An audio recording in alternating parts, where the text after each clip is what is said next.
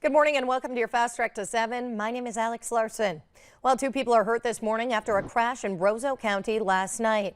Minnesota State Patrol says 36-year-old Rocky Hashi was heading eastbound on 340th Street when the vehicle he was driving lost control and left the roadway just after 7:30 p.m.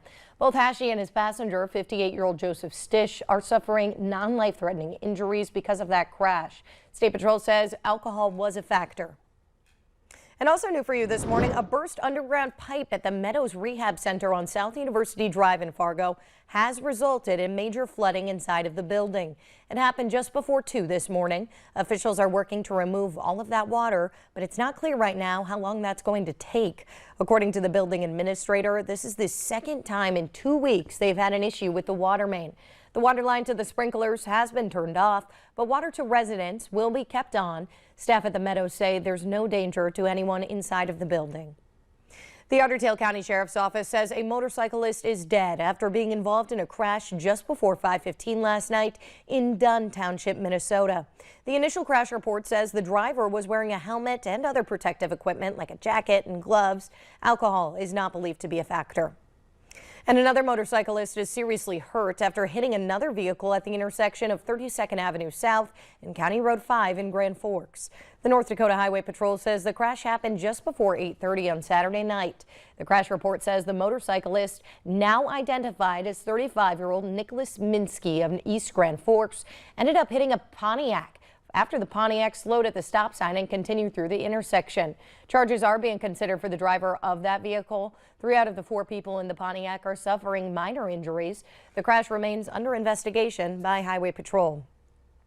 A 55-year-old man from Winnipeg is now being identified after he suffers non-life-threatening injuries after the semi-truck he was in rolled over on I-29 South close to Fargo.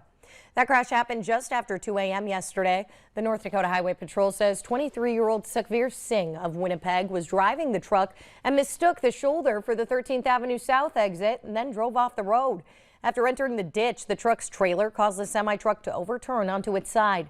The driver of the semi-truck was not injured. The passenger, identified as 55-year-old Kuldip Singh, was taken to Sanford with non-life-threatening injuries.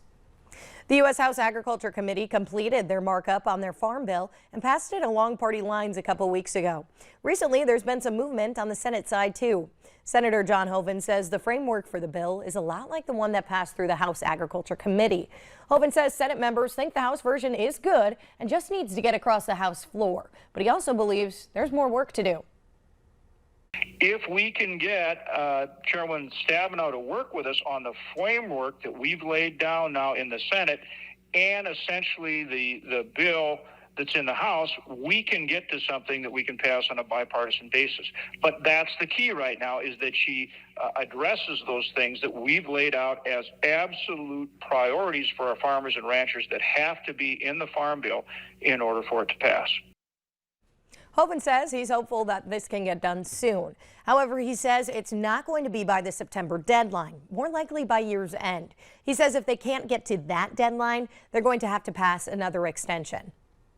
Turning our attention to the weather now on this first alert weather day we got on our hands. First of 2. Let's send things on over to meteorologist Lisa Green for a check of our forecast. Good morning, Lisa. Good morning. Yes, we want you to be prepared for the potential for severe storms and also some very heavy rain that could lead to some flash flooding overnight tonight and carrying on into Tuesday. So looking at our severe risk, again, timing is today and tomorrow, but specifically into the evening hours, overnight and into Tuesday morning is our best threat for severe weather. So taking a look, you can see that we've got areas in green and yellow indicating green marginal level 1 risk, yellow indicating a slight level 2 risk. So it's a little bit more elevated in areas in yellow, and that includes more places in the southern valley here for tonight. But everybody has a risk for storms that could turn severe.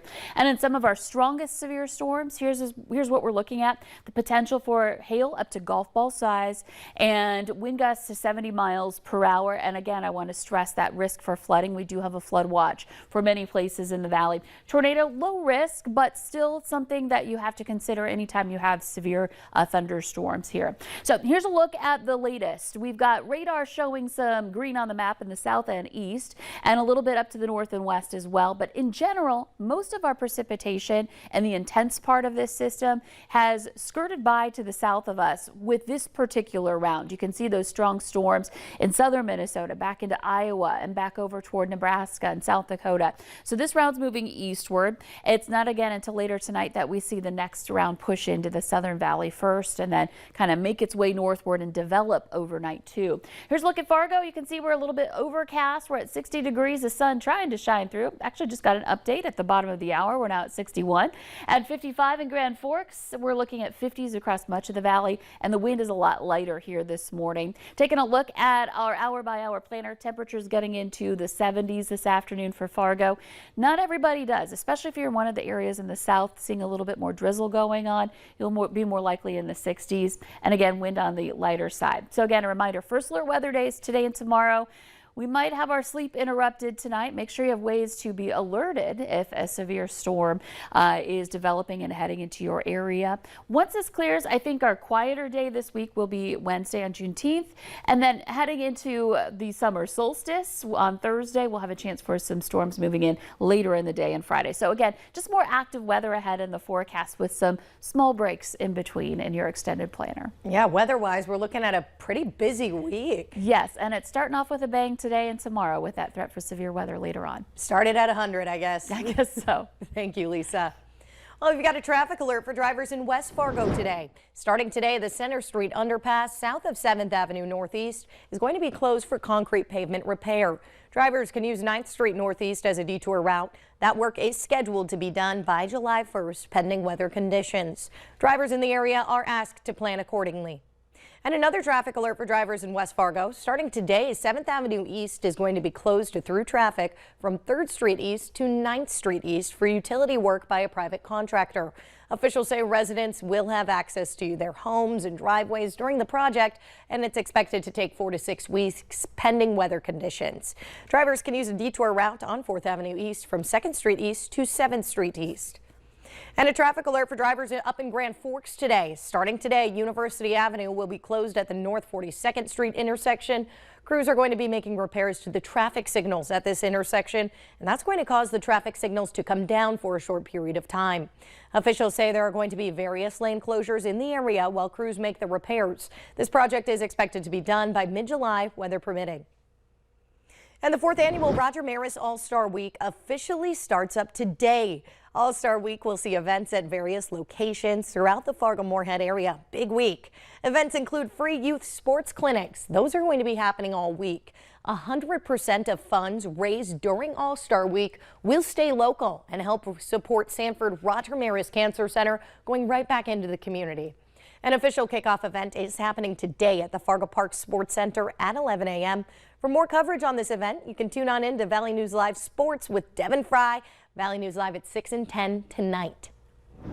And tomorrow, you're going to have the chance to become a part of our big VNL Cares Impact Day.